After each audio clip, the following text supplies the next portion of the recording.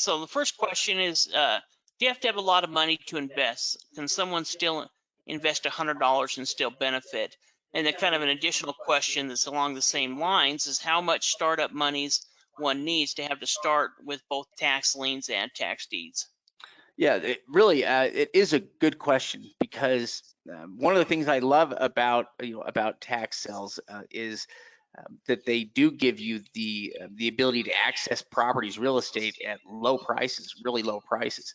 Now, $100 is a pretty low price. I don't know if we can do it with $100, but you don't have to have huge amounts though.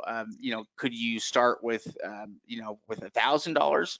Yeah, you can do it for $1,000. Less, possibly. Maybe you can get deals for properties for $500 range and a little above there. But yeah, that's a realistic range where you can get properties. $100. We used to be able to find deals like that in a few select areas, but you got to pay up a little bit in order to find the deals. But you can definitely find deals for between $500 and $1,000 though. Yeah, I mean, I agree with Shade. I mean, a few years ago, in fact, we've got dozens of success stories where people picked up properties for $100. But I think more realistic, we're going to be 500 to 1,000. Now, with tax liens, depending on the state, we can maybe be able to pick up some tax liens that are worth around $200 to $300, and it's very possible that you can find a lien that's lower than that, that's attached to a good property. But that's the most important thing. If we're investing in liens, it has to be attached to a property that has both use and value.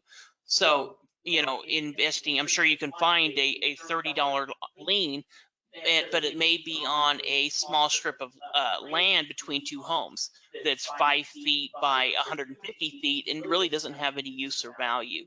So in that kind of scenario, you'd be better saving up your money to where you have 300 or 400 or 500, where you can invest into a property where it does have use and value.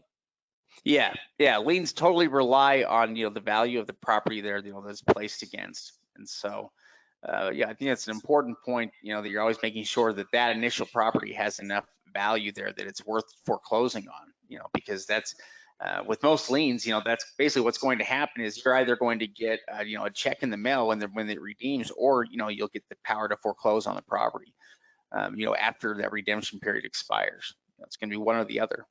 Yeah, so and if you're willing to do research, there's areas in the country where you can find property for under $500.